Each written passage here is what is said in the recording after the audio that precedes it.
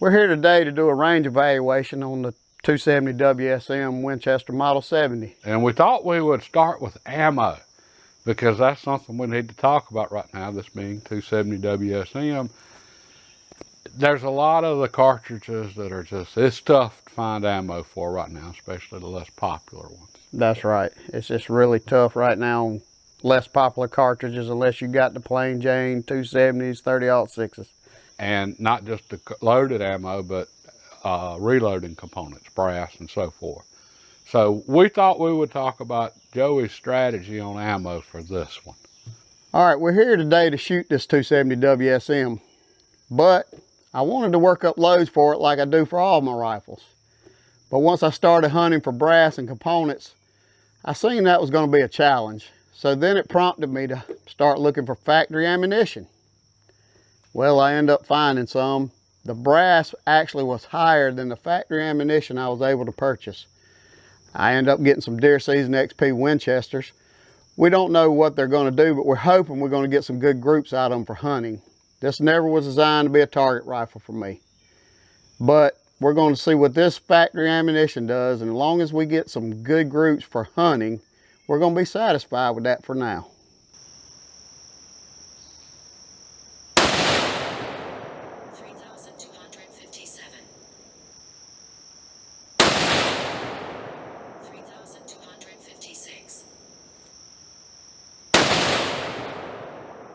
3,239.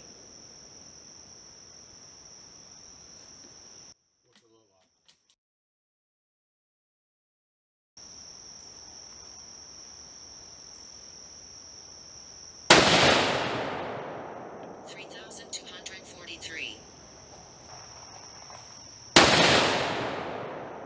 3,287.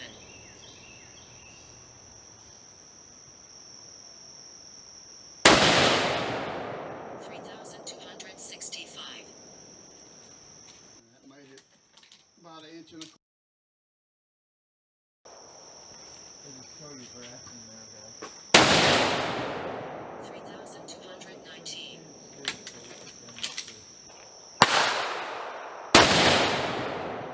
3,202.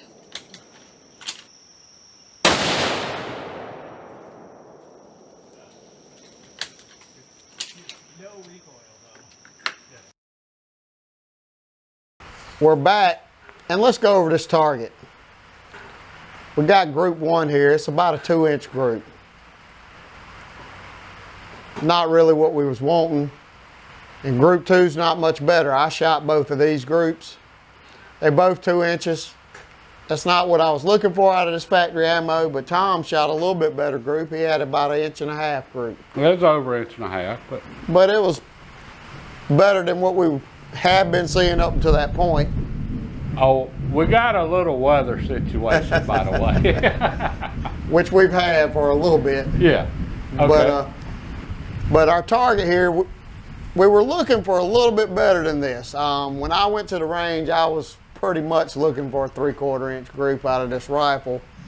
I know that's kind of tough with factory ammunition sometimes, especially when you only have one choice. That's the thing. And that's what I ended up with. I could only find one choice. But I took what I could get to get the brass, and this is what we ended up with. We're hoping that we're going to be able to work up some really good loads and get that acceptable 3/4 inch group out of this rifle. And that's what I was just fixing to say. I've said in the past, before we go to the range, as hunters, we should decide before we go, what is the minimum acceptable shot groups we'll take from a rifle. Yeah, it's just like setting a goal in your life. You're setting a goal for what you think this rifle's going to do, what you want out of this rifle, especially for what you're going to use it for. And that's the thing. If you've got a brush gun that you know you're not going to be shooting over 100 yards, it doesn't matter. It doesn't have to be half MOA. No. 2 MOA, it's fine. Good. But this rifle here, I'm planning on stretching its legs a little bit if, you know, God willing, this hunting season. And 300 yards is very possible in some of the places we're going to hunt. And I would like this rifle to be in a 3/4 inch group at 100 so that my group size doesn't grow very big out to 300. All right, so you want this sub MOA? Yes, definitely.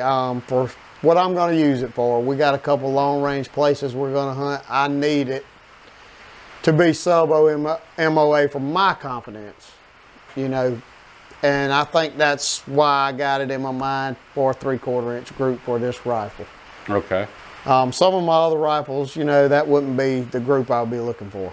But this one in particular, like we said, I built it for long range. I put stock on it, everything like we said in the previous video, for long range shooting. And the ammo you got's not giving you what you want. No, and we're gonna get into working up some loads for it. So but now you've got brass to work with. That's right, and we explained the brass situation. It's tough right now.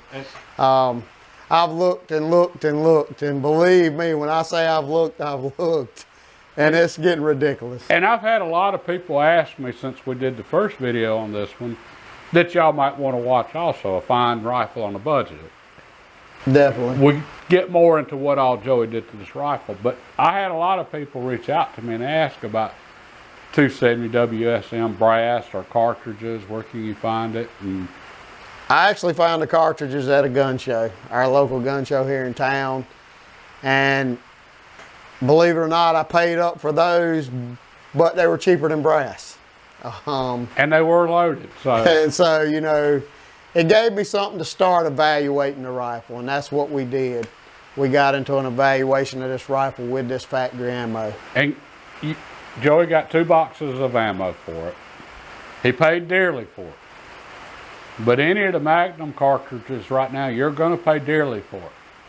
And the WSMs are a little bit more rare too, so you got to be willing when you find it to jump on it. I bid on brass, I've done everything, and I just can't get it, and it doesn't seem to be working out, so I went this route, And which is great. brass will come back eventually. It will. All right, but what you did, you got 2 boxes. You've got brass to work with for now. Yeah, and I'll have 40 rounds of brass once all these are fired. And, you know, my main goal is to get 20 because that's what we generally do our load testing with, is about 20 pieces of brass. So as long as I got that, I'm good. I can start building what I want for this rifle. And Getting it dialed in. yeah, and, you know, it's a process. I've said that a lot. And we're in the middle of the process, so. Okay, now with that said, this was an evaluation for the ammo. Just It was. To see how it was going to shoot. So tried it. It wasn't the greatest, but okay. And it was also an evaluation for me and Tom. I've never shot a WSM of any caliber. Right, you shot mags. I have. I've shot 7 mags and 300 Win mags, but I've never shot a WSM. I never shot a short mag. I'm pretty sure you've never shot I've one. never shot a short mag either. And so it was a new experience for us, and we wanted to see, and that's the reason we both shot the rifle, so we can get into what we both thought about it. I couldn't pass up the opportunity to try a cartridge I hadn't fired before. And so that's always a good thing. And getting back into your build here of what you did on this rifle. All right, so we were evaluating or you especially, it's your rifle, but you were evaluating the factory ammo. But you're also evaluating how the rifle felt, all that good stuff. I really, to start the evaluation, let's just say this, I really expected more of a punch than I got out of the rifle. The first shot I even told you, I said, you know, I'm expecting this to be a little bit of a punch. I'm not expecting it to be horrible, but I'm expecting I'll know when I touch the trigger off. And to my surprise, it wasn't as bad as I thought it was going to be. You know, it was pretty tame for a Magnum. Yeah, and I fired the next 2, and you know, I told him once I come up off the bench, I was like, it's really a lot less than I had anticipated. We've shot standard 270s that kick worse. Yes, my son has a 270. It kicks way worse. But that's getting into the things you did when you set this yeah, up. I think it had a lot to do with the stock and the bedding, and yeah, I think it was a whole process, the whole gambit of what I did. You've got the weight right for this cartridge. You know, and one thing we didn't talk about in the previous video is I also added steel rings to this to add a little more weight. You know, they're not aluminum, they're actually steel, so that adds a little bit of weight too. And I think all that as a process just helped this rifle with the recoil. And you succeeded. That's part of the evaluation. How did it shoot? It shot great. And, you know, I was impressed with the way it shot. I was impressed with the velocities. We hadn't spoke on that yet, but the factory ammunition, and you don't see this too often, the factory ammunition said 32.75. And we shot 12 shots, and our average was 32.50. 25 feet per second within the box what advertised.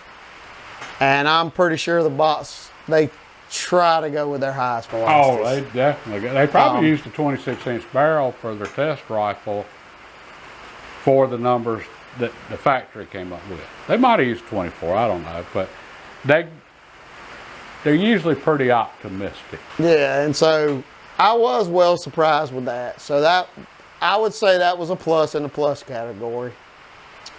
I enjoyed shooting the rifle. I mean, it didn't produce the groups that I would have liked it to produce, but at the same time, with factory ammunition and only one factory ammunition to shoot, you can't expect the world. And this wasn't very quality ammunition. No, I mean, we pulled some out of the box, and I even pulled one out of the box, and it's over. Where's your box? Over here. Grab it. I pulled one out of the box, and I asked Tom, I said, you know, I asked him, it's got a big polymer tip on it. I don't know if y'all can see that, but I'll zoom in. We'll get creative on editing.